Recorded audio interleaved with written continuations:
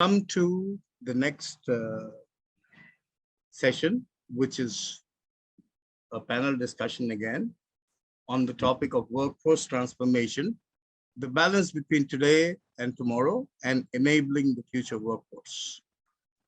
Business leaders know that changes in technology, longevity, work practices, and business models have created a tremendous demand for continuous lifelong development. In this panel discussion, we would have Debjani Roy as the moderator.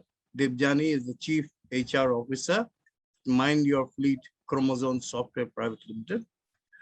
She will be joined in the panel by Sharmila Thakur, Head Human Capital, Bureau Veritas Consumer Product Services, Ajay Gachhi, Principal Director at Accenture Strategy, HR Strategy and Transformation, SahilNayar, Senior Associate Director, KPMG, Nadeem Pasha, Head of Talent Acquisition, Robosoft Technologies, KankanaBarua, Group CHRO, Healthium MedTech, and VikashDubey, Head HR Persistent Systems.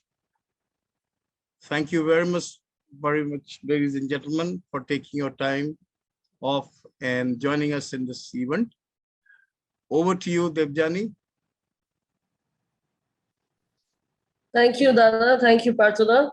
And good afternoon to all my panelists on this very eventful happening, the GWFM SBS Shanti Business School Ahmedabad, holding this conclave together. I think every conclave brings its own kind of a nuance, but my panelists are probably going to be heavier than ever.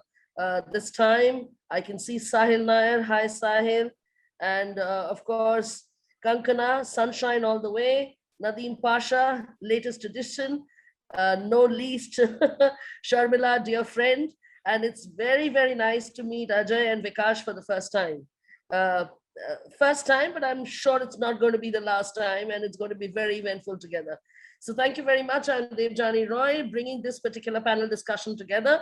And hopefully we strike it as one of the best that this particular event could have had through our interactions today. This is a workforce transformation is in itself a very, very interesting topic, and it will be no mean thing to say that it's most relevant in the current context.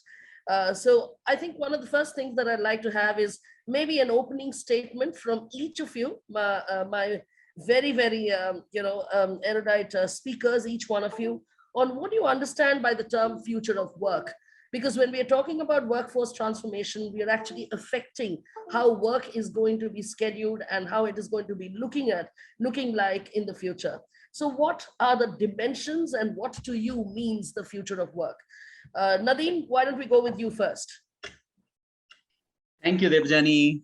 Thank you all. Good afternoon to all my friends. Thank you, Parthoda. Thank you, Global Workforce Management and SBS. Thanks for the opportunity given to me. So a quick introduction to all my friends and colleagues. My name is Nadeem Pasha. I head the TA function at Robosoft Technologies. I carry around 19 plus years of experience predominantly in hiring people. So I like hiring people, right? So I'm passionate recruiter. So it's all about hiring. It's all about hiring. So I have worked for companies like Oracle, Huawei Technologies, Mindtree, Inspiraj, before knocking the door of Robosoft Technology. So to start with, for me, it's all about welcoming change, right? So embrace, accept. First of all, we are all there. We are all virtually meeting. That itself is a great God gift to all of us, right? So we are all healthy. We are all together, right? We are with our family. Everybody are doing good. That itself is a great privilege for all of us. So I call this as welcome change, embrace it, accept it, move on with it, right? We are going to do much better, right? The digital technology and digital revolution is going to bring in more and more prospective and a great aspect for us to lead a good life. So let's accept it. Let's remove a lot of redundancies which is there in our mind, which has hampered, because we can't leave it in the past. We can't correct the past. We can't force correct the future, right? Let's leave it in the present. Let's accept the technology. Let's move on with it. This is what the context I would like to set, Debjani, to start with. Wonderful. Thank you, Nadeem. Kankana, your words. Hey, hi, good morning, good afternoon actually. And not even good afternoon, I think it's good evening.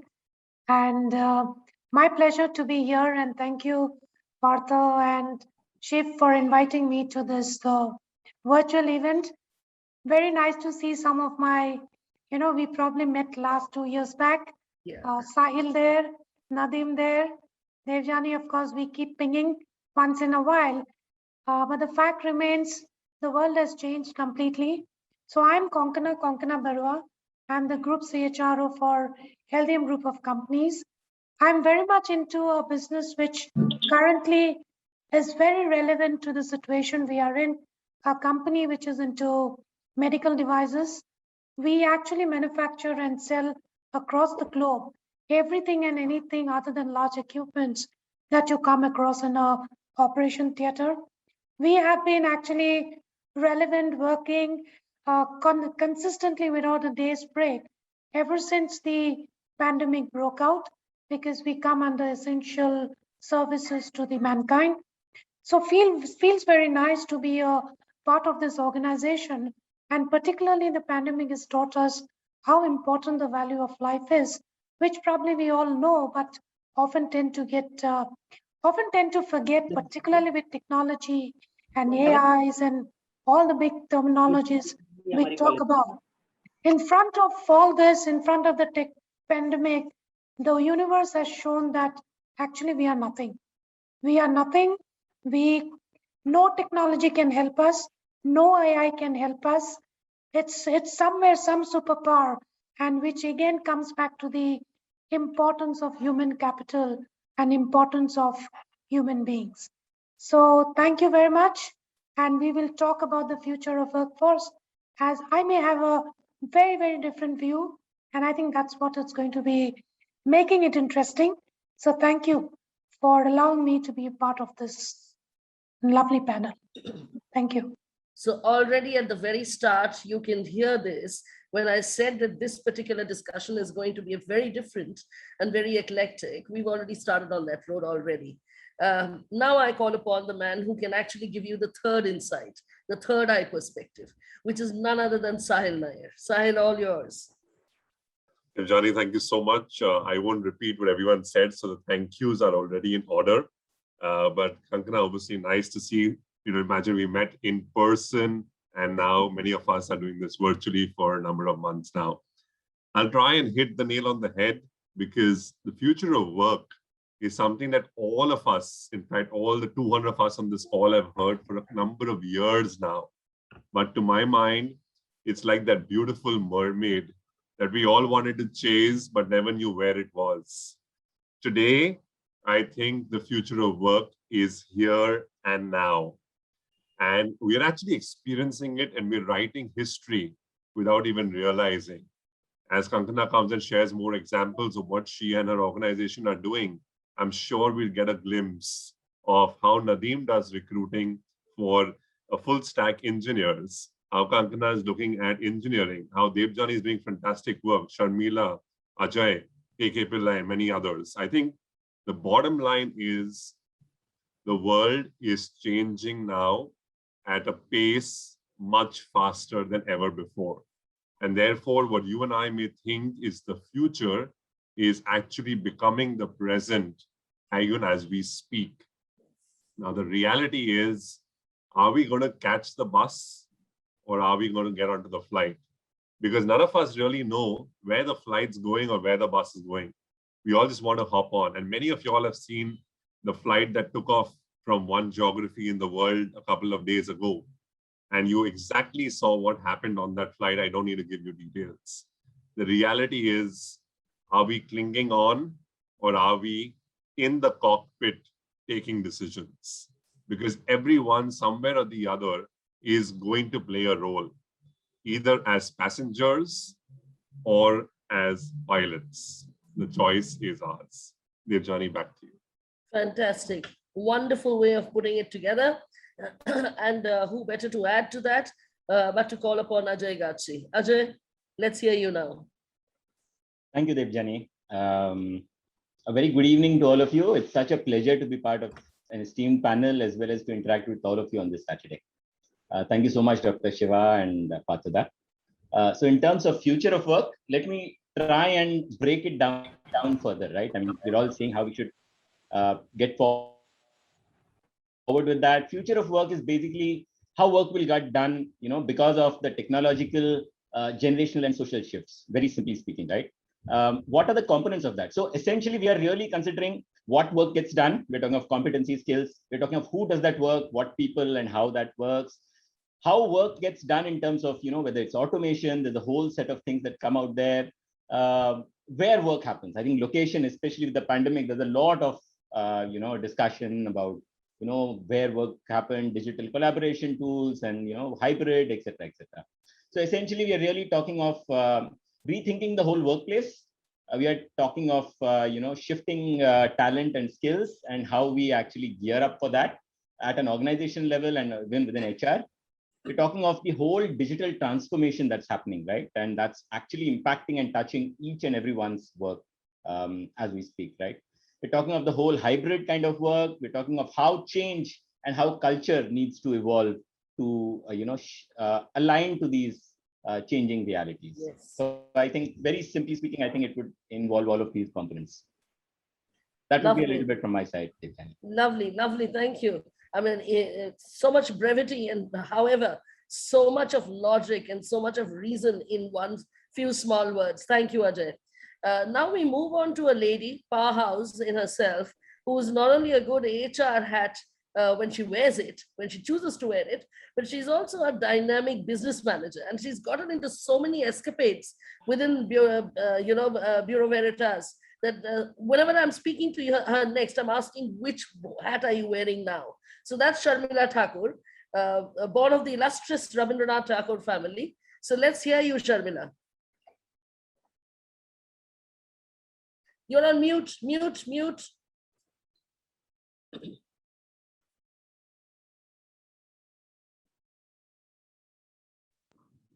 Thank you, Debjani.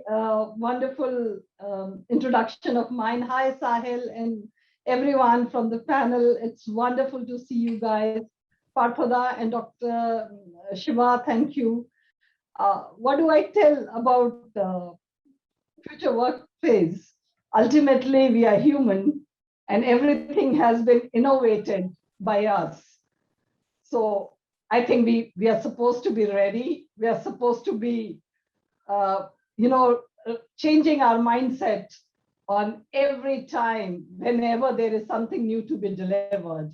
And I believe since the inception of human being till today or till in the decades to come, there will be some or the other things which will be innovated.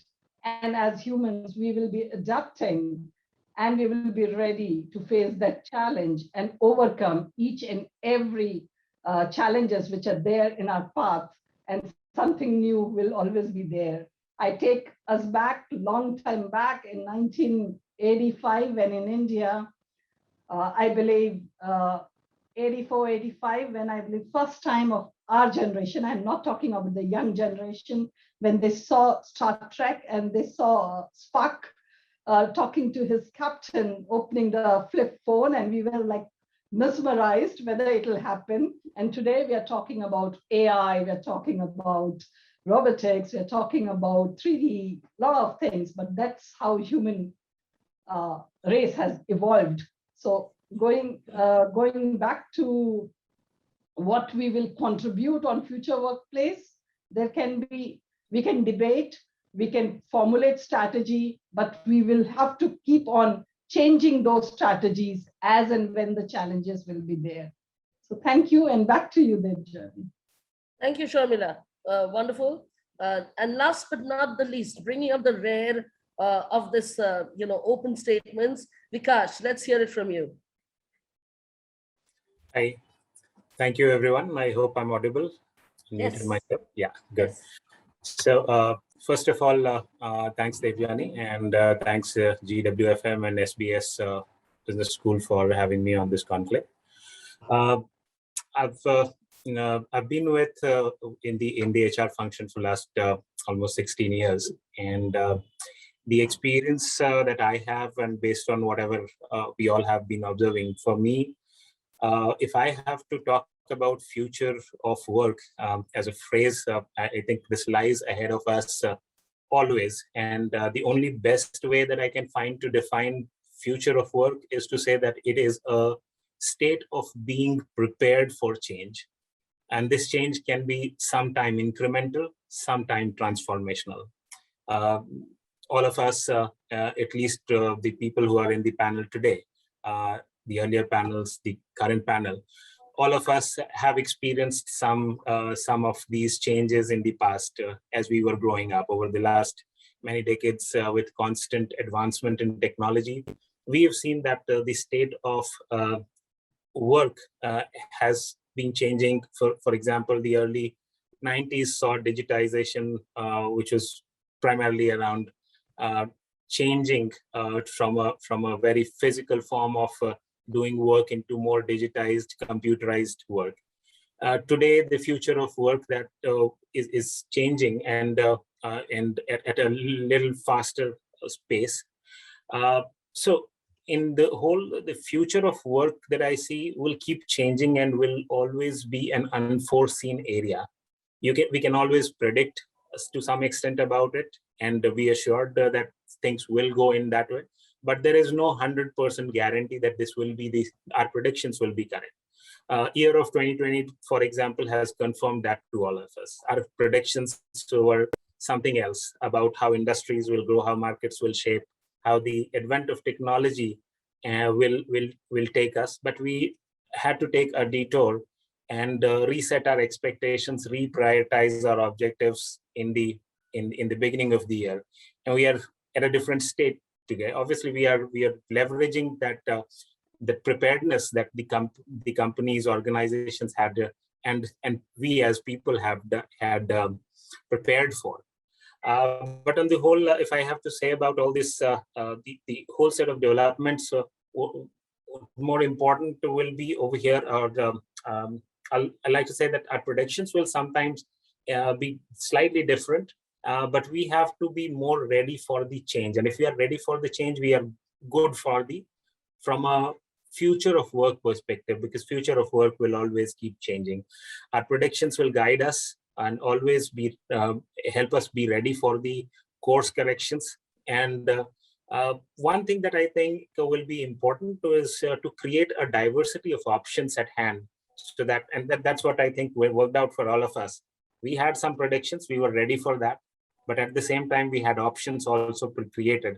When all things stopped at once in mid of March, the plan B worked out. So those options that we have to be prepared as an organization, as an employee, as a individual, is something that we should be focusing on. And I think that will define how the future of work will happen for all of us in coming times. Thank you. That would be from my side. Thank you, Vikas. I think that was very well put. I think we saw a very nice, but at the start itself, a very motley group of opinions. So starting from Sahil talking about, living in the moment, to Sharmila adding that, irrespective, change happens all the time, to, Ajay talking about strategizing around the same, Konkona bringing in that element of human touch, irrespective of what happens with technology. Can you take the human touch away? To Vikash bringing up the fact that, preparedness is going to be the hallmark of any organization really taking the stride and making it to the top. I think it's a wonderful way of giving already a dimension to this whole concept of future of work. Now, having heard from each one of you, I think I'm going to go a little deeper in trying to find out a little more about what are the different constituents of this future of work. Rather, are we talking about the human force? What kind of transformation efforts are going into that? How do we expect those efforts to bring fruit? How do we make sure that expected outcomes, meet with what the organization demands?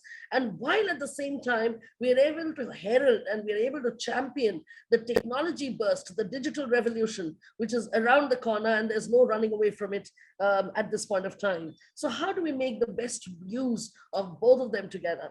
I'm going to start with you, Sharmila. Okay. The first question comes to you. I request each one of you to go a little deeper into the question, into each of those questions for the benefit of the students who are there as part of the large audience, because I don't think they will ever get a panel such as this, which has about 700 years of experience between them, in qualitative terms. So Sharmila, this is your question, my dear. What can innovative companies teach us about succeeding in tomorrow's workplace? So here the key word is innovation, and keeping track of that innovation. How do we meet the tomorrow's workspace? Thank you, Debjani. Let me, take us a little further back. So throughout the history, we know that new technologies have always demanded step shift in the skills that is required for the work. So the first industrial revolution was based on steam process, on factories, and the second one was on mass production tools and techniques. The third one was on the internet-based technologies, and the fourth one, which is current one, which is going on, is on digital, biological, and physical technology. Now, all these required transformation. All these required human mind to understand that there is a mindset, and you have to keep on developing your workforce to attain and to make sure that we are able to produce, we are able to be productive, we are able to map skill versus competency.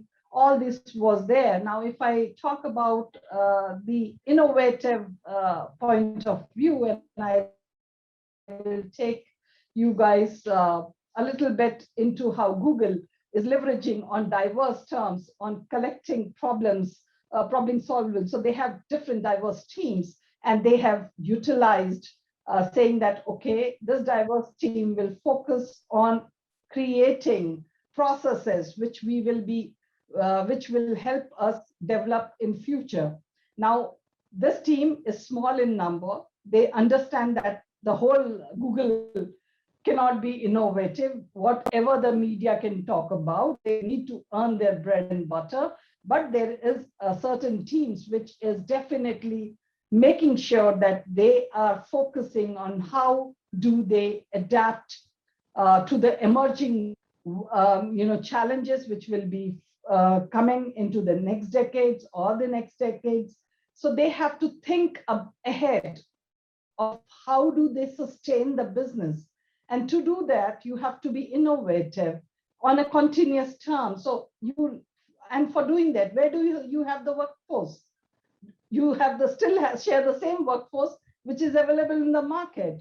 So can you keep on and on hiring and raising their salary? Ultimately, it doesn't help. So you have your own workforce, you train them, you cross-train them. So train, cross-train, redeployment. So that is the benchmark which you will always be doing. Otherwise, you won't be able to fulfill the skill versus job requirement. Now, coming on in the pandemic situation, which had impacted us and all of us, we all had this mindset that going to the office is only the way you can be productive. And the managers would not like when we used to ask them, today there is a problem and I would like to work from home. Oh, that is work for home. You're talking about work for home, not work from home. And today, everyone, including the manager's mindset, has been changed. And now everyone wants that you have to be more productive and you have to keep on working through your homes or remote location. And HR is given a humongous task to make sure to measure the productivity of the people who are working from home. So now HR, as usual, which was a department which was anyway not generating any revenue, suddenly becomes the pillar for supporting the business, is because now they understand the human capital is playing a particular role, and human HR department is supposed to collaborate and make sure that you are delivering best what business is required. long-term innovative in any businesses. If I talk about Amazon, if I talk about, there's a lot of medical organizations which are transforming themselves in this digital, in this pandemic or in this digital transformation. The first thing they have done, and a lot of organizations, what they have done is they have redesigned their R&D centers. It's no more R&D centers. It is design plus a center which does a lot of analytical thinking, and they are thinking ahead. And Kankana can definitely add the value in this, because medical firms are now thinking what and how human life will be saved decades from now, how human lives will behave. So the R&D center, design center, the analytics centers are working together, and they are formulating a process which will be more developing the human life, as well as which will cater how business will transform. So these are a couple of things. There is something which I would also like to add. A lot of time organizations, they totally forget that for agility and business growth, building small teams, asking the team, your employees to explaining them, training them that you have to fail. If you do not fail, you do not innovate. If you think on the first try you are a successful person, your business is definitely going to fail, because you have not thought about all other aspects, or even have not given a thought how your business has to grow in future. So definitely there will be failures. You need to promote failure in your organization. You need to give your employees understand that ultimately, the more you fail, you are going to bring out a solution which will be successful for future. And hence, we trust you. We give you all the, all the bandwidth to innovate, to think about things which is required and how your business works. So this I can talk about. I did not want to use too many terminologies on AI and robotics and all that, because it doesn't make sense.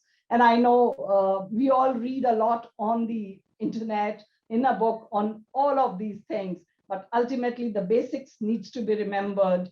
And one point, Debjani, which I would like to mention here, organizations need to start thinking how to leverage different generations' knowledge. So Generation X, Generation Y, and the generation which is now, because there will be some generations like paper and pen, some generation like only doing on computers, but ultimately their thinking caps, they have to make sure and retrain these people to use different thinking caps and utilize the knowledge base to combat the transforming of the workplace, as well as transforming their self into how business will grow.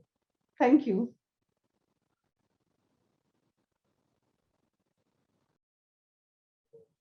Debjani, you're on mute. Thank you, Sharmila. Thanks, Sahil, for pointing that out. How beautifully you put it, that despite all that we talk about in terms of how much of robotics and how much of machine learning is going to happen, let's not take the eye off the fact that it's still the human brain and the human effort which ultimately will convert all of this to come to a homogeneous platform. So great, that's a lovely perspective. Vikash, I'm going to go to you next. And your question is, adapting to a digital age will require organizations and not just employees to equip themselves with new capabilities. Your reflections, please, on this topic. Sure. So absolutely, all this while and in most of the discussions, it's always suggested that employees need to change, keep changing, learn and learn, and many other things, so that you stay relevant, you stay more equipped with the skills that need you to be in the game.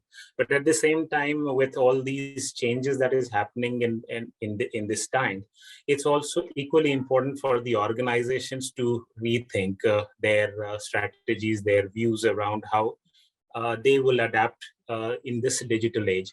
So we all have observed and seen that technology has always been changing the landscapes of how we do businesses. The business models keep changing. What was all brick and mortar some time back is no more over there. It's all very virtual and being driven without even having offices today. So models have changed, their way of execution, way of building the businesses have changed. And so has changed how we build our lives and careers for individuals. So from an organization standpoint, keeping pace with technology is an important aspect, definitely, to stay ahead in the race for better return on investments, better customer and employee experience.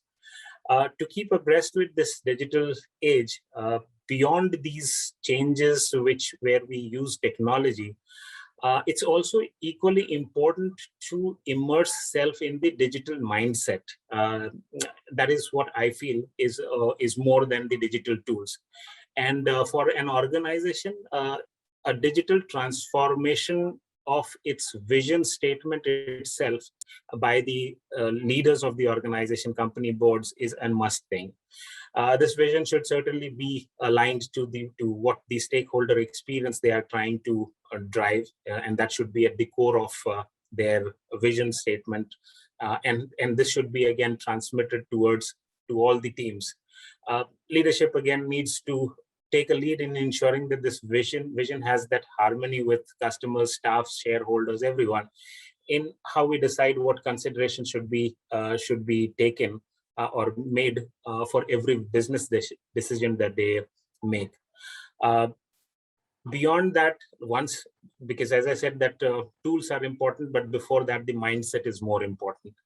And once you have the mindset, then equally important has been the area of working on creating that necessary infrastructure, which is through technology, resources, expertise that we want to build.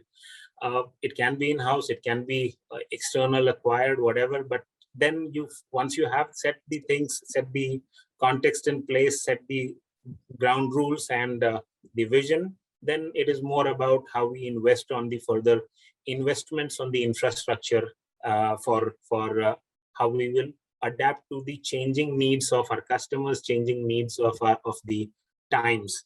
And all these, at least the last few years, have been very phenomenal in showing us that how we will need to keep changing our pace at a very rapid pace, rather than being very incremental in our approach of changing or adapting to things. Another aspect from an organization standpoint will be a constant review and focus on renovating our internal, external processes and practices. And like always, it has been, once you've all done this, a very supportive environment for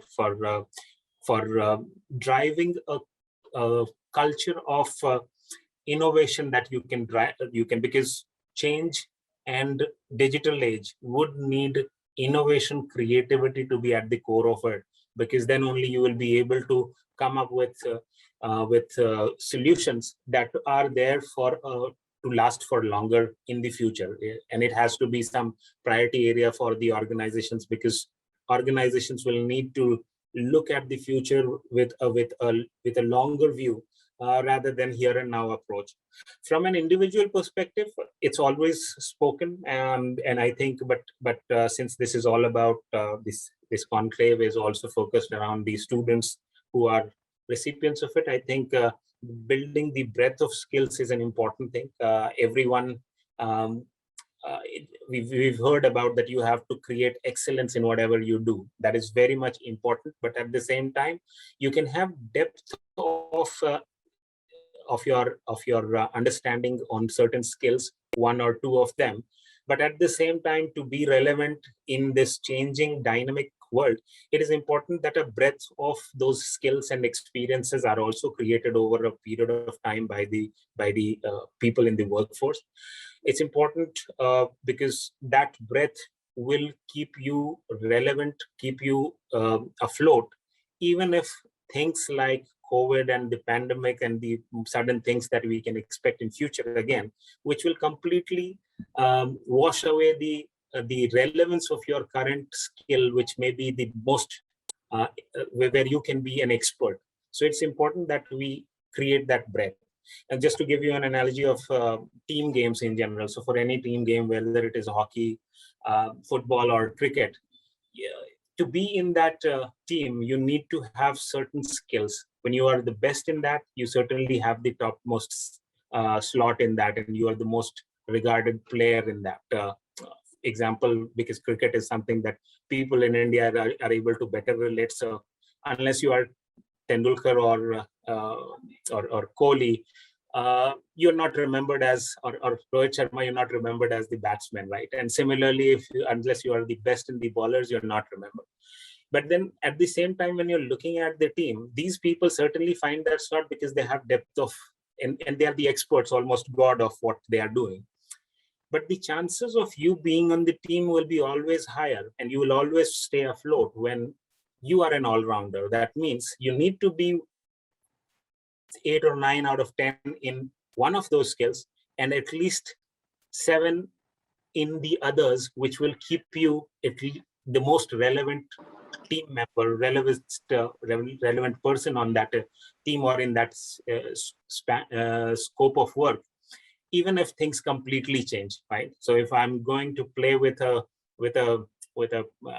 team which is very good with their batting lineup, I may need some good batsmen. But if I have all good all-rounders, I think I have a better probability of being chosen over there. So that would be my point on individuals to be more prepared on how we build our breadth and depth on these skills. And organizations, as I said, vision will be certainly a very important aspect, and then following up with some infrastructure and the tactical aspects that they need to work on with which are more in context to the changing times, changing technologies. Thank you. Thank you, Vikash, because I thought that was a wonderful, way that you linked up your answer to even the first comments you had made about preparedness being important for any number of organizations to actually hit the mark. And when you talk about core skills and tools all being available, but just needing a cohesive effort, to bring the whole thing together, I think simply put, it all needs to be made to happen. The execution has to happen beyond anything else. Otherwise, it still remains a part of the thought leadership and does not actually get going on the ground at the ground level. So thank you, Vikash. I think that was a very practical way of approaching this important question. Sahil, my next question to you, friend, and this is about, we're talking about workforce transformation efforts, okay? And simply put, it really does mean that how do you herald the next kinds of, innovative workforce modeling, or how do you take care of how the workforce is going to get together? What are the different nuances which will come to the forefront because of the new ways that you probably need to lead them? So what kind of workforce transformation efforts do you think are required to scale up effectively for matching the requirements of what we are calling the future of work, where technology will also be there, and you have to go hand in hand. So let's hear it from you, sir. Sure, Debjani, I think that's a very, very powerful question because, of course, it has a practitioner's view to it. And therefore, what I'm going to do is maybe break that question up into 5 parts. My starting going in position is corporate India needs to mirror society. And it's high time that corporate India starts mirroring society. Gone are the days of the draconian ways of working. This person needs to sit below my nose because only if he sits outside my cabin can I monitor his or her work. And only then will productivity be there. So all those wonderful leaders who believed in that philosophy, I think it's time they need to retire, right? That's point number 1. That's my going in position.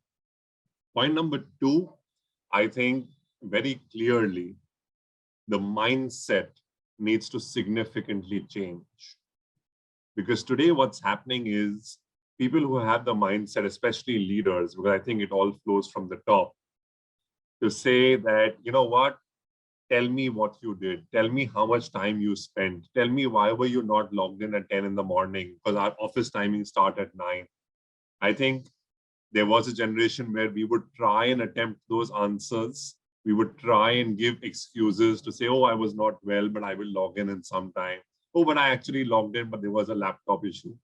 Today, what I see from the millennials that I interact with, including being a millennial myself, people are very upfront to say, listen, I will log in at 11.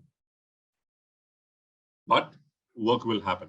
And if work doesn't happen, hold me accountable. I'm fine with that. But don't try and micromanage me. Now, what's happening because of something in that space, which typically is heading towards the future of work, is managers and leaders are not equipped to handle such answers, because it directly goes and hits them on their ego. How can someone who's just a 20-year-old come and tell me, don't ask me?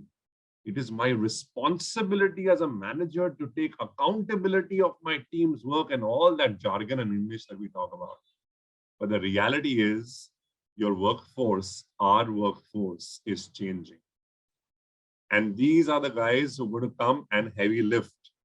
And if we can't empower them, and if we put more barriers, all they are going to do is go to pastures that are a lot more greener, rather than come to the multinationals or the big names. Because beyond, as we've all seen, the pandemic has told us, let's be minimalistic. Let's do things that make us happy. Let's focus on overall health and well-being. Big point number one. Very quickly moving to point number two. And Debjani, since you requested us to deep dive, I'll take a couple of more minutes, so please bear with me. Point number two, very clearly, is this whole random debate of saying, oh, will you come back to work? Will you do hybrid? Will you do complete remote? I think is a no-brainer. You can't sit at home and fly an aircraft. You can't sit at home and get oil out of a rig. You can't sit at home and send stuff to the most beautiful restaurant where people pay money for the experience of enjoying a meal at a restaurant and not just delivering food at home. So let's be very clear. There will be certain industries that will thrive on work from office or work from clients or work from where the customer comes, which is called the melting spot. There will be certain industries like the IT, which has been doing for so long, IT, yes, work from anywhere, doesn't matter. Earlier, it was a fad. People would go to a Starbucks. They would spend the whole day there having 3 coffees because it felt cool. Today, we're okay with anybody working from anywhere. That's the other extreme, the other end of the spectrum. And of course, the middle, which we call the hybrid, is where a lot of us will say, why on earth should I spend 4 bloody hours on the road in traffic? I'm happy to do that once a week. I'm happy to do that twice a week. You want me to collaborate? You want me to do team meetings? You want me to do Naach Gana? You want me to go to office and attend HR events, Rangoli making competitions? I'll do that twice a week. Remaining 3 days a week, let me put my head down and save those 4 hours, because those are 4 productive hours. Let's come to the third aspect of future of work transitioning. Closer back home at HR, I think the sub-functions of HR will have to start very quickly embracing AI, ML, quantum physics, robotics, 5D, whatever you want to call it. Why?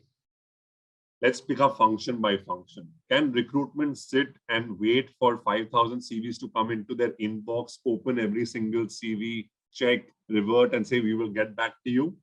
Sorry, guys, outdated. We're going to die. So AI needs to penetrate deep into recruitment with algorithms to start saying, can I pick up keywords, not from a Boolean search of Naukri, because that is 20 years old, but with algorithms to say, within my search, be it a LinkedIn search, be it a Naukri search, be it a CV search, I'll be able to codify what I want, role-wise, level-wise, and pick up the right talent. AI deep penetration. Other end of the spectrum, let's bring in employee engagement, connect. I'm not quite sure, maybe I'll be love to be educated by this esteemed panel, but I'm not quite sure how much AI will really turn tables on engagement. I think engagement will still be as many sundowners that you want to do virtually, go ahead and do it.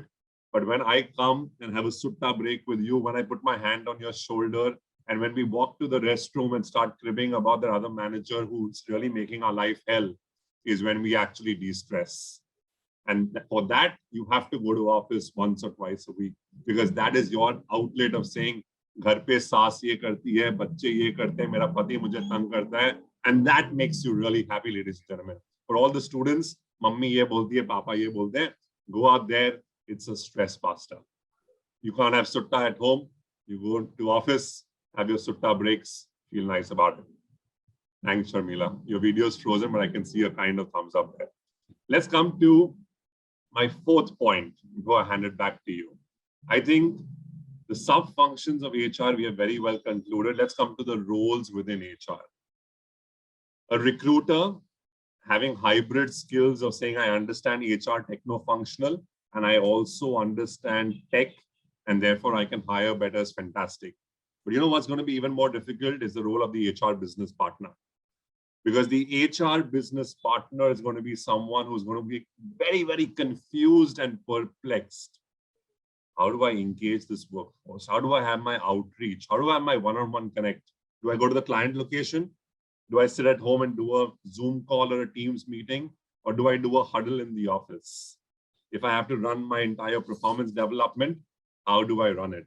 So I think the real challenge within HR in the future of work is going to be the roles and the sub-functions within HR.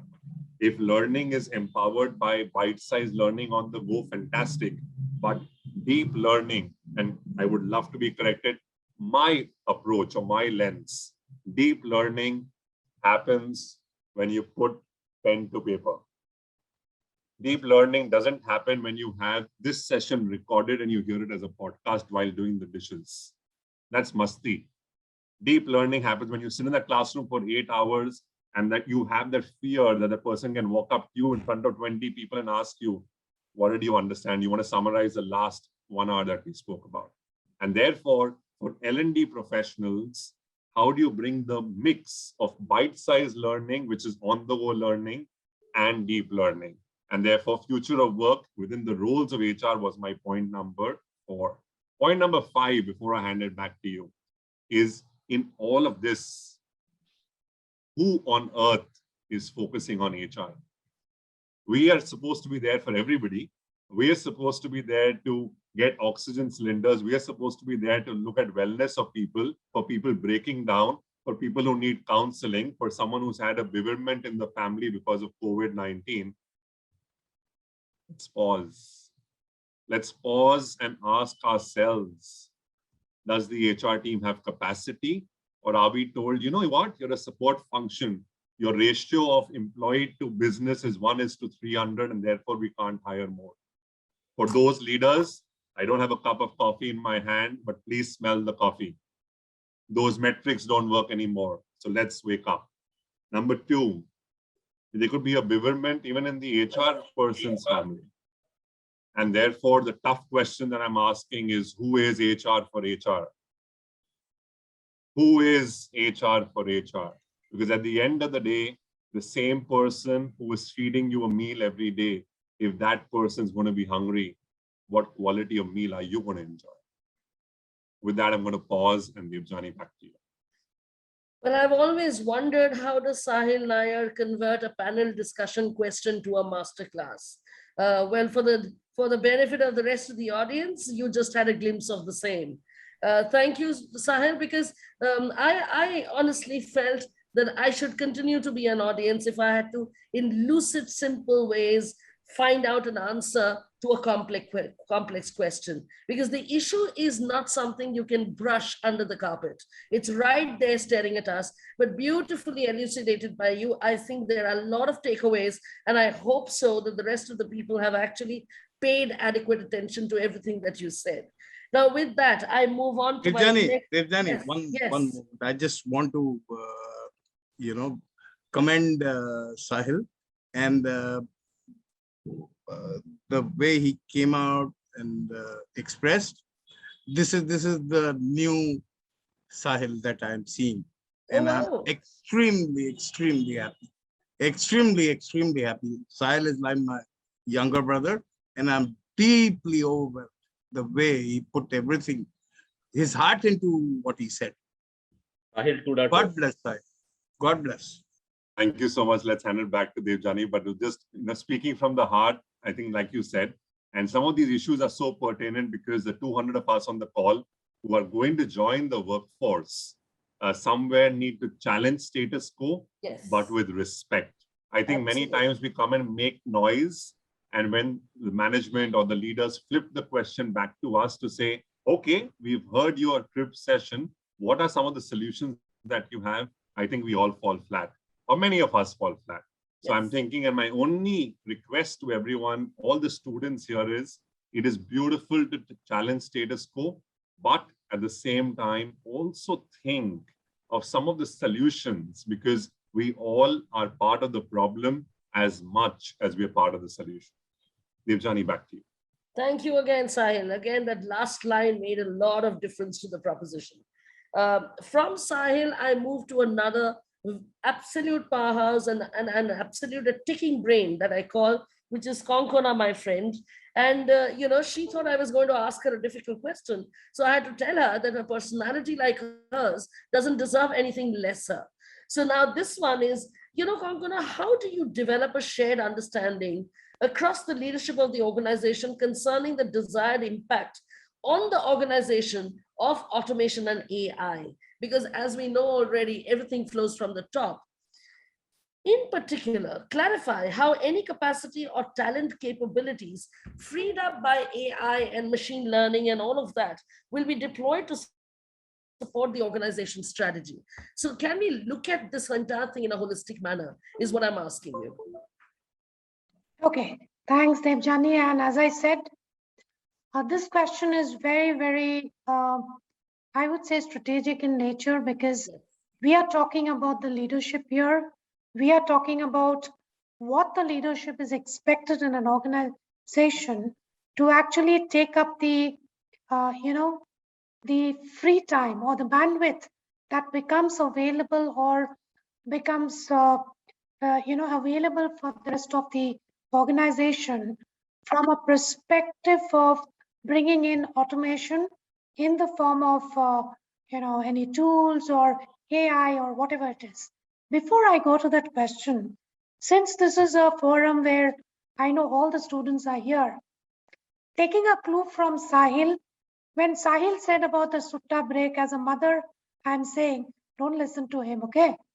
So this is only for just as a, he just wanted to give a good example to create an impact, but that does not mean under any circumstances that we encourage this.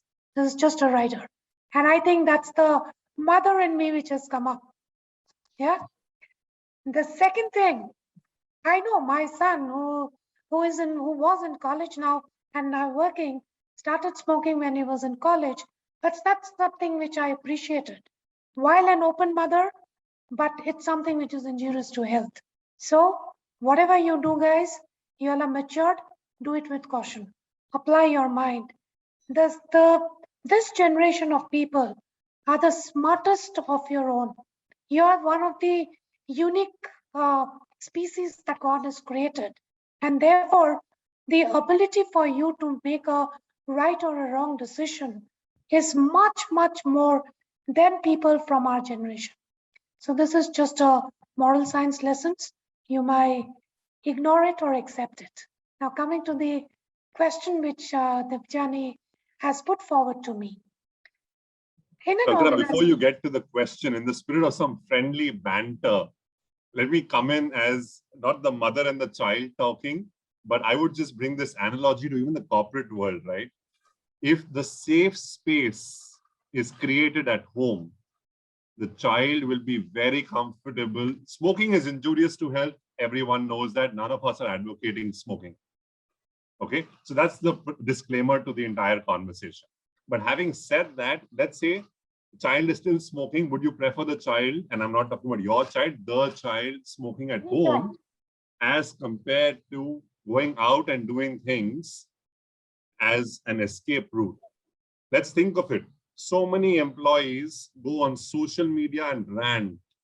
Why do they do that? They do that because people within the organizations don't hear them enough.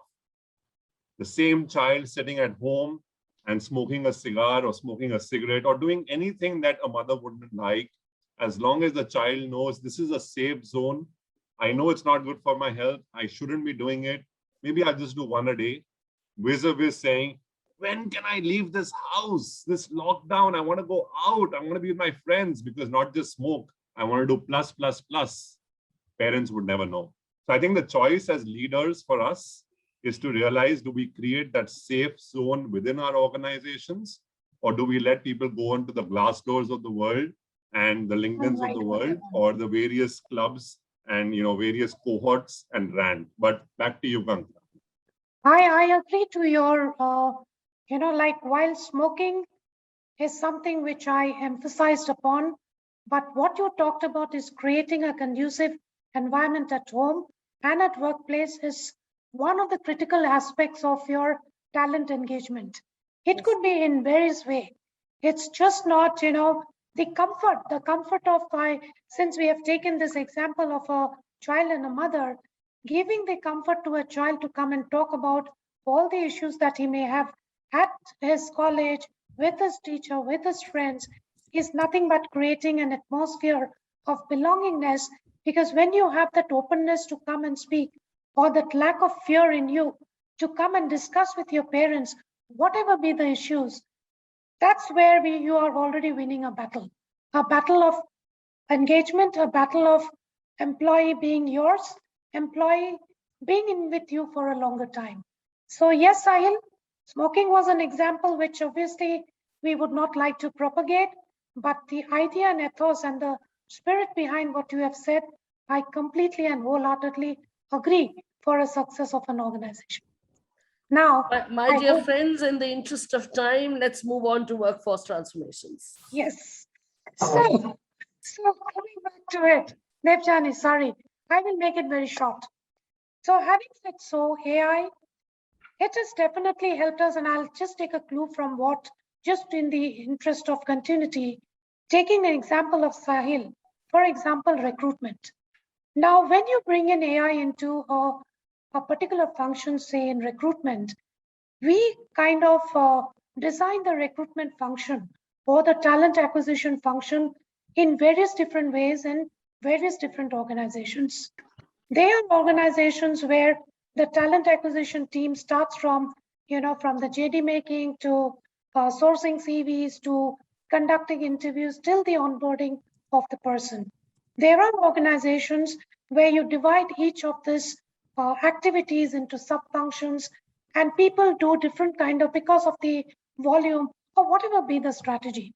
If I take the recruitment or the talent acquisition function standalone from an AI perspective, one, the person whose responsibility for sourcing the CVs, taking or finding the best of people, has a huge lot of information available to him, not just from the perspective of, allowing him to have better CVs, but from the ability to make good decision, good analysis, and therefore a better candidate to be onboarded. Now, what happens when you get so much of information which earlier was done manually? It frees up the bandwidth of that person to do something which is much more value added, much more contributory to the organization, and therefore comes the need for them to provide them with opportunities which may suit them going forward in the future career. Now, as a leadership and as a perspective of organizing and training the, the leadership team, what we have to do is actually, what we actually have to do, I'm sorry, I think there was an internet issue. So what we have to do is bringing and enhancing the leadership in the organization to understand what are the areas in which the company has been allowed, or with the advent of AI and digitalization or automation in the organization, how is that we are going to use the workforce in bringing about and enhancing their capabilities? What I have done, and I will say a practical example. Let us take off automation. Since I come from a manufacturing industry, I've changed from an IT product to a manufacturing. There are many processes, many areas, many aspects which has gone into automation or getting into robotics for the purpose of bringing in not just productivity. It not only helps you to bring in productive time or gives you a lot of productive time, but it has released the bandwidth of my critical people to think differently in the areas of innovation, to think in the areas of design. And therefore, all these people, as soon as we bring in any automation in any process, the leader compulsively and mandatorily is required to put across a plan of what he's going to do with the additional bandwidth of that particular person, of that particular process, and therefore the efficiency that he brings in the organization. And therefore, we have a particular cell of innovation and design, of new products, of new product development, where this particular automation proposal has to go through the NPD program or the design team to understand what are the areas that we can use this manpower which becomes available, this bandwidth which becomes available in a various strategy that we are looking forward in achieving our goals.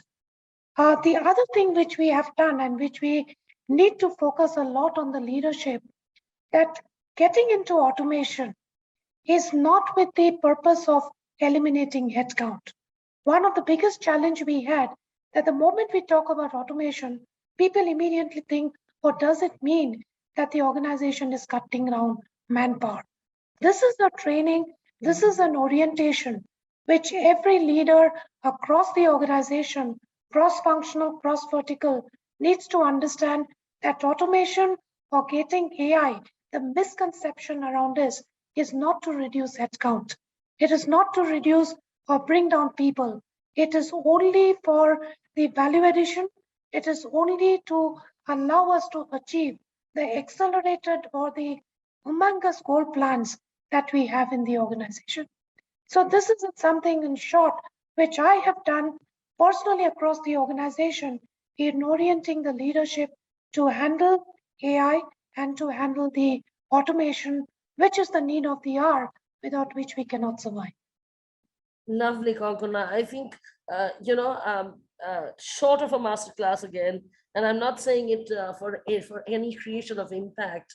I think when you do things in the way that you do, and the entire verbatim anecdote comes from work that you've truly done at the workplace, it sounds so beautiful and lucid.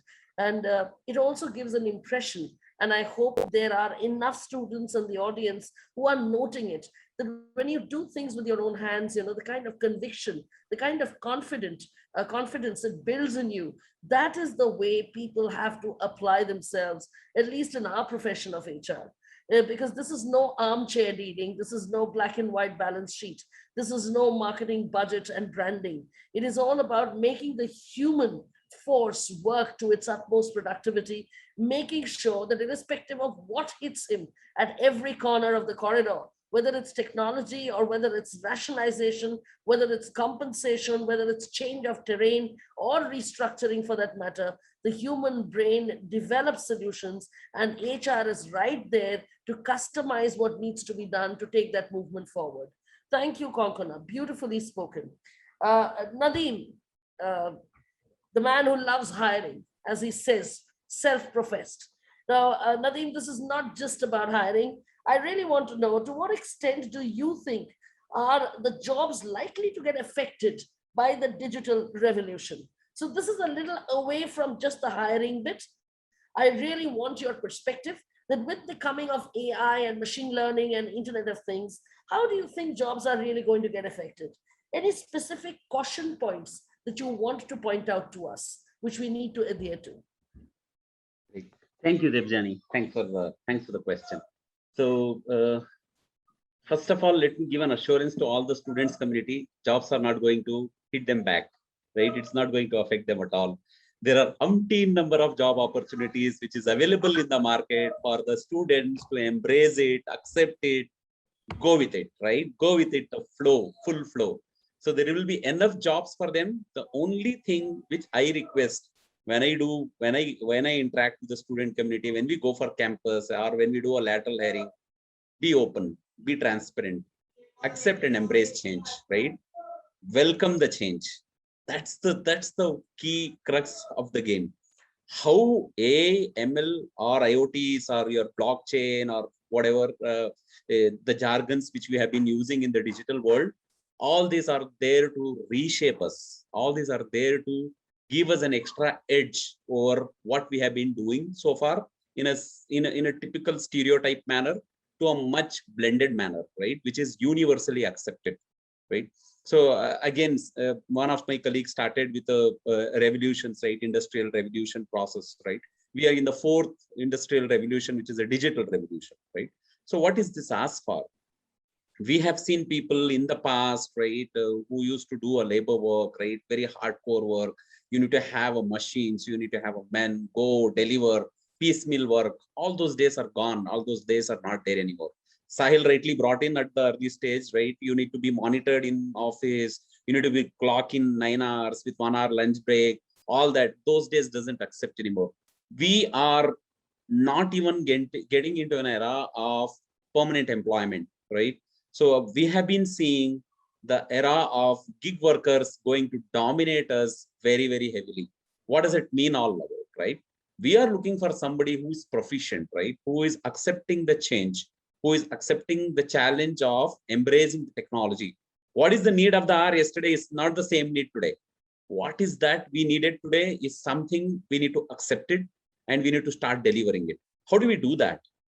To do that, it's a simple logic, right? Your basics will remain all the same. See, whether you form a letter, you form a sentence, you form a blog, right? You call it fortunately or unfortunately, the alphabets will remain the same. The alphabets will remain 26. There's no changes in that, right? You have to accept that.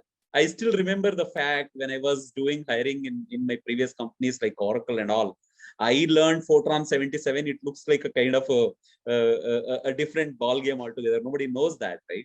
So we used to hire people with VC++, COM, DCOM. All those skills are not existent anymore. But the logic of C++ or Java, right? That the crux of the game will remain the same. You don't have to feel too worried about it. For the student community, my advice is please stick on to your basics and concentrate on your learnings. One simple example, whenever I get onto some campus interviews and all that, I write the letter, I write the letter very clearly there. I write the letter called learning, right? LEARNING. I write it very, very clearly. Then I rub off L. I tell them, friends, this is what you are, right? Just one letter word, one letter called L will make a difference and change in your life. Just start accepting and embracing it, right? In your learning, the learning is already covered, not the other way around. Just keep thinking what is something that you need to do to make it happen. I'll give one simple example for our student community for them to understand. We were doing a lot of recruitment when I was in my previous organization, when I was in Huawei Technologies, right? So you students used to get prepared, come well and come back with a thought saying, okay, they will give me a paper and a pen. I need to write the code. I need to crack the code and so on and so forth. But most of the time they used to get surprised because they don't have to do that anymore. So already a big code, right? Already a big program, set of algorithms has already been written on the whiteboard, right? Student enter the office or the candidate enter the office, enter the discussion room. Candidate used to feel, oh man, I have to write this. There is already written everything. We'll just give a marker to the candidate. We'll tell them, okay, this is the code. This is the program. This is a set of algorithms which is already written. Can you please write the output of it? Let me tell all the students, whoever here, if anybody writes the output, right, they are rejects. It's as simple as that because there is no output for the program. What does it call for? This calls for a lateral thinking ability of a student or of a candidate to understand what is the basic nature of the code which already been written there. Whether you hire an Android developer or an iOS developer or whichever you want to put it across. But what is the basic of the code which has been written there? Let me tell you, if the code has around 20 lines, right? Somewhere hidden on the 7th or the 8th line, there is a bug. The student whom we give a marker, he or she has to just go there and just highlight the error, saying somehow I am feeling using this bug as an error, I may not be able to execute the program, right? So there are two things here. There are two things me as a recruiter, I am going to judge here. One, how strong are you in your basics to make sure that you understand the entire program and you are very well informed and aware with this program, you can't execute the code. You can't execute the output of it, right? So first is your lateral thinking ability and your proficiency in the basics of the skill, what you know. I am not asking you a Greek and Latin here. I am asking you whatever you have learned. I am asking you the same. There is no change in that. So only the marker what you are going to take, if you are highlighting saying, with this, I am not able to execute it. You are in. That's it. You are in. So two things which I am going to evaluate. One is your lateral thinking ability. One is your patience in terms of understanding the basics of the programming. Second, do you have a courage? Do you have a courage to the interviewer to tell that the program what you have written is wrong, right? This is the same logic we need to apply when these students are going to face the clients. Most of the times, client demands are beautiful, right? Client demands are highly unimaginable. With the limited time, with the limited talent, with the limited budget you have, you may not be able to do it. But do you have a courage to go back and tell the client saying, with the limited time and with the limited budget what you have, I can only able to do this? Or your expectations are too funny that I am not able to do, right? Do we have a courage? This is what we are going to evaluate during the interview process, whether the candidate has a courage to tell the interviewer he or she is wrong. As simple as that, right? I am just giving a kind of a analogy to the students community here to make them understand how well they need to be prepared by, how well they need to be prepared by themselves to respond it in a very appropriate manner, right? That's the first analogy what I want to bring in. Now coming back to the different sort of jobs which is available in the market, which has been in a way too funny, right? Hello, am I audible? Hello. Yes, Nadeem. Hope I am audible. Yes, yeah, you are, Nadeem. Yes, Nadeem, you're audible. There was a slight disturbance. I'm sorry. Someone else wanted to make themselves audible. Oh, okay. Thanks, Sahil. So the second point which I would like to bring it to all my students community for their benefit or for their help is, don't be tired. Okay, don't feel too bored of I am running around in different corners. I need to get this job. I need to get that job. No, just be mentally prepared that the job what you are going to land, you are going to create a landmark, right? So the simple analogy which we are going to bring it here, or which you would like to ask here is, how is your thinking ability in terms of discovering the root cause of the problem, right? How will you discover? Once you are able to discover, how are you defining it, right? You are able to discover by your own, this is the root cause, this is the problem, right? Then how are you making the people at the other end to define it, right? Once you are able to discover and define, the next chance will come to you is to develop. You need to make sure that you are developing whatever you discovered and defined, and finally you deliver, right? So it is a 4D model. You discover, you develop, you discover, you define, you develop, and deliver. If you have the capability to do that, and you are able to bring sort of analogy, and you are able to connect the dots, you are winning the game, right? You just need to show that confidence to bring all those analogies in one common platform and make it happen, right? This is the most important message which I would like to give it to our student community. So in the interest of time, I'll open it up for questions. Maybe I'm happy to answer Debjani. You can take it up from here. Thank you, Nadeem. I think the 4D model, which finally went on to the 5th model of the dots, the 5th D of the dots, I think that made a lot of sense. Again, beautifully elucidated, simply put. So thank you, Nadeem. That really was a wonderful perspective. Now to our friend who lends the killing edge to strategy in Accenture. And Ajay, don't make it short, because we really would like to hear your part as much as we've heard all our friends. Though we are running short of time, but we will run shorter after you finish. Let me promise you that. So your question is, the workforce transformation journey begins with an understanding of your point of departure. And maybe that's something like a skills baseline. Now, how are organizations capturing this? And how do they plan to use this for the overall transformation process? Thank you so much, Debjani. It's wonderful to hear all of you, and I just want to keep on hearing. Let me try and add a perspective on what you said, right? Competencies and skills and what workforce transformations are happening. Let me start by some indicative numbers. The current World Economic Forum report talks of about 42% of current work, right, as a target for automation. I mean, there are a lot of organizations that are approaching and trying to see that, right? If you look at roles, right, you're really seeing a lot of things out there talking about, in about 2 years, 27% of roles are going to be new roles, and 21% of what you do currently, roles becoming redundant, right? You're talking of massive reskilling efforts that organizations are undergoing, right? Because more than half of the people, they want to retrain, reskill and all of that, right? Even at Accenture, there are huge multi-million-dollar efforts on to have all of the employees, go through essential kind of skills that Accenture feels it's required for the future, right? So just as an example. So here I'll talk broadly about the broad workforce organizations as well as HR, right? Coming to HR, right? See, my work is consulting with lots and lots of Fortune 500 clients globally, right? So I typically travel a lot. It's global clients that I talk to. I'm always, affected and surprised with seeing how many HR teams, right? The kind of work that HR does. I mean, when I hear what you and Konkana and Sahil, Nadeem, all of you talk about it, right?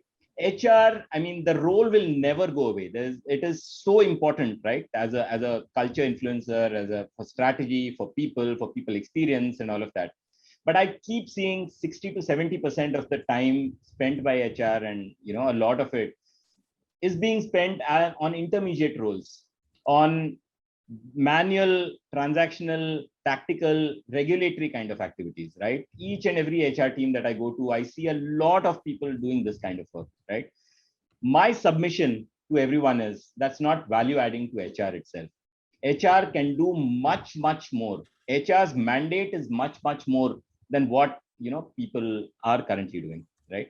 So I will approach workforce transformations from that perspective. We've been talking of the future of work. We've been talking of digital transformation. We've been talking of work changing, and there is a lot that is really happening on the ground, right?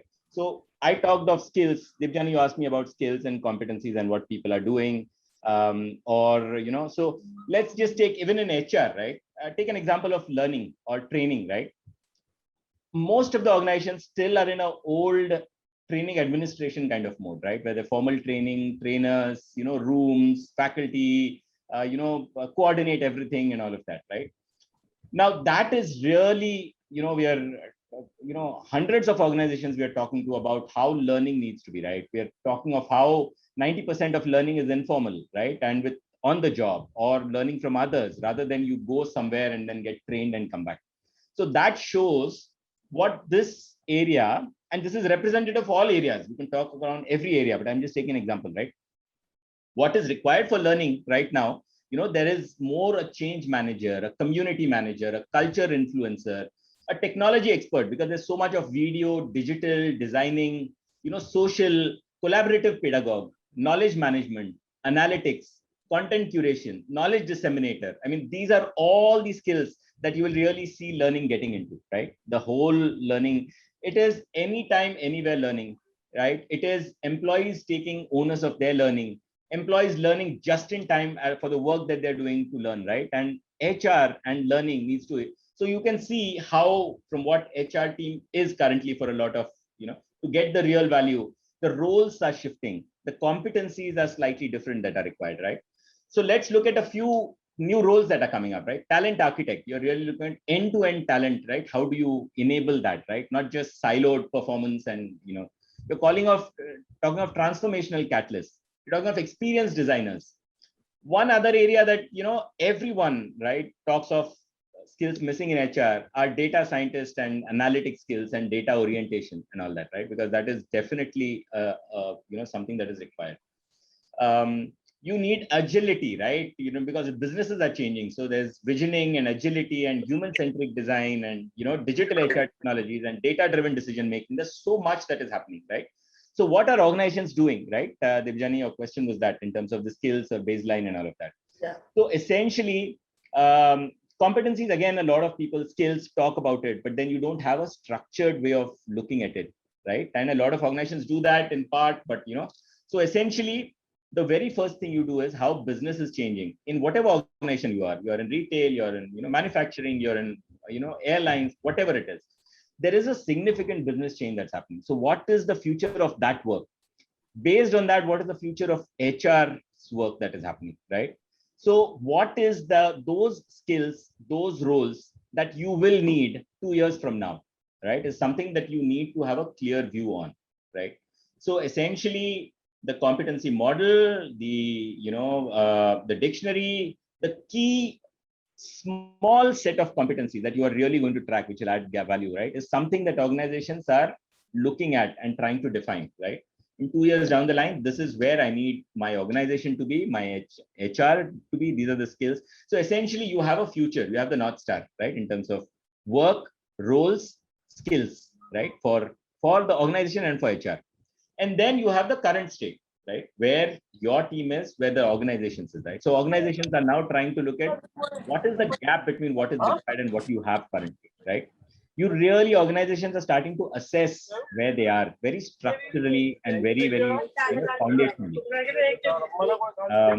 So basically that's, now how you do that assessment is, there are several models of doing this assessment, and there's lots of work happening around that, right? People are, once you know what skills are required to what level, what is the model and all of that, you're really going ahead and looking at self-assessing, manager reviews. There is a lot of scenario-based assessment, there are AI-based assessment, there are gamified assessment. There's a huge amount of assessments that organizations are doing currently, right? And then there are a lot of tools around that, 9 lenses and cognition and analytic tools, etc., as well as HR themselves leading these efforts. So once you assess and you know the gap, you really want to know from this current state, how are you going to reach that future state, right? So then the organization is looking at what reskilling needs to happen. What new skills do you need, right? And then there is all this question of build, buy, borrow, bot, bind, boost. I mean, there are these things that organizations are talking about, right? Build means how are you building it internally? What kind of learning and training, aggressive learning and training programs you're having to say what people should be retrained in what, right? That's build. What's buy? What are those skills that you don't have internally and you want to actually get from the market, right? Then there is borrow, adaptive workforce and gig workforce and all that is happening, right? Then there's bots, right? Build, buy, borrow, bot. You say bot, it is the whole automation, intelligent automation, AI, etc. In fact, we have tools right now that go into every role and we are able to say this part of the role, in terms of a time and motion study and all of that, right? It's getting very scientific, but actually working, right? Organizations are beginning to do this, right?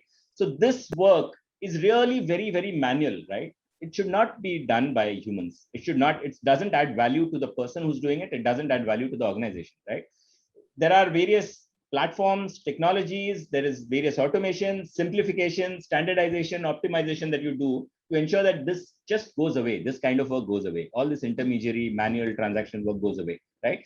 That's why you have things that sit in the background and automate that, or you have platforms and there's a bot, and then buy and boost. There are various such things that are happening.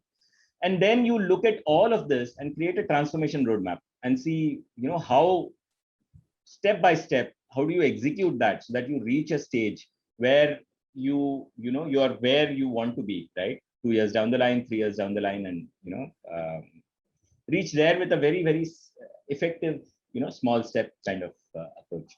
So I think in the interest of time, I'll not go further. I mean, but it's a deep area of work that lots and lots of hundreds of organizations are actually embarking on and trying to see, where they see their workforce and their roles and work going and what they need to do for that. No, thank you, Ajay. I think that was a wonderful, a different kind of a perspective from many that has been already shared, because by virtue of the consulting that you do, you have a lovely view of multiple number of organizations and the kind of efforts that are being put in this direction by different clients as you have.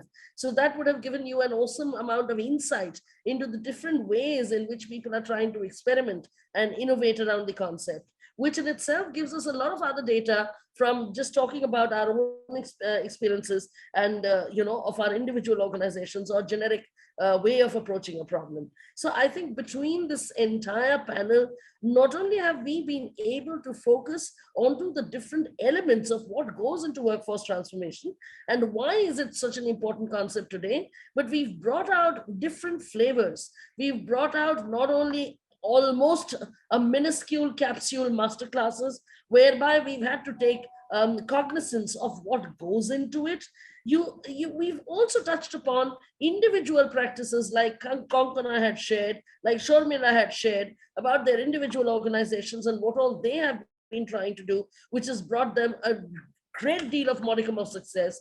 Then Nadeem going into what makes job market that much buoyant today and why the student community should take heart from it, and Vikash giving us a wonderful perspective about the preparedness, the element of preparedness, and to be ready. Even if we are living in the moment, as Sahil had said, we need to be prepared at every point of time to meet with the challenges.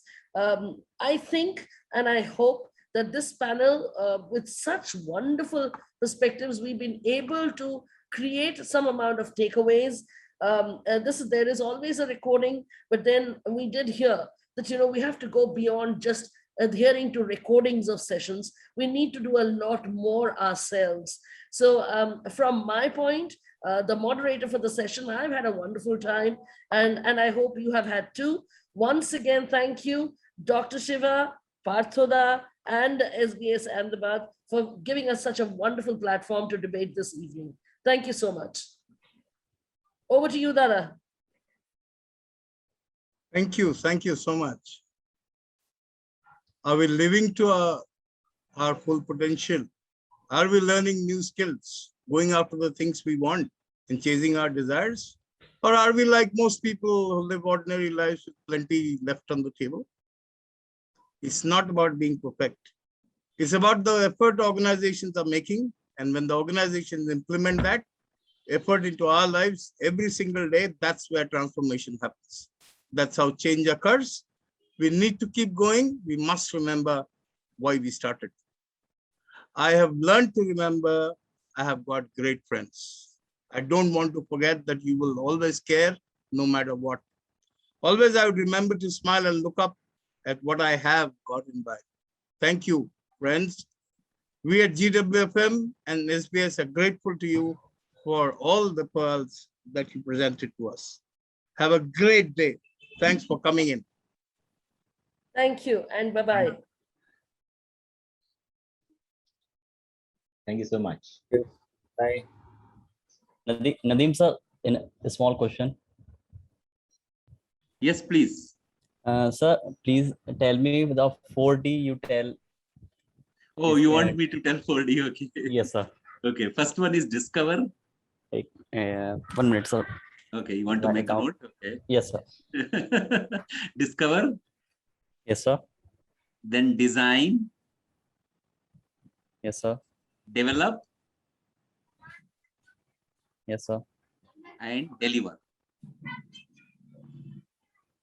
Last Thank you, one sir. more D you can add. Don't forget. Yes, sir.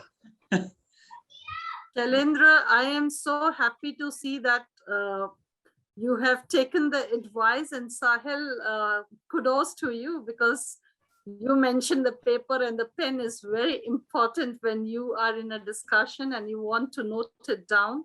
Amazing thing, which is a takeaway, no doubt. I believe all of us will still use a paper and a pen. So Shailendra, wonderful. I'm impressed. That's what I can say. Thank you, ma'am. And it is lovely meeting with all your panels. Sahil sir, Nadeem sir, Ajay sir, Kankana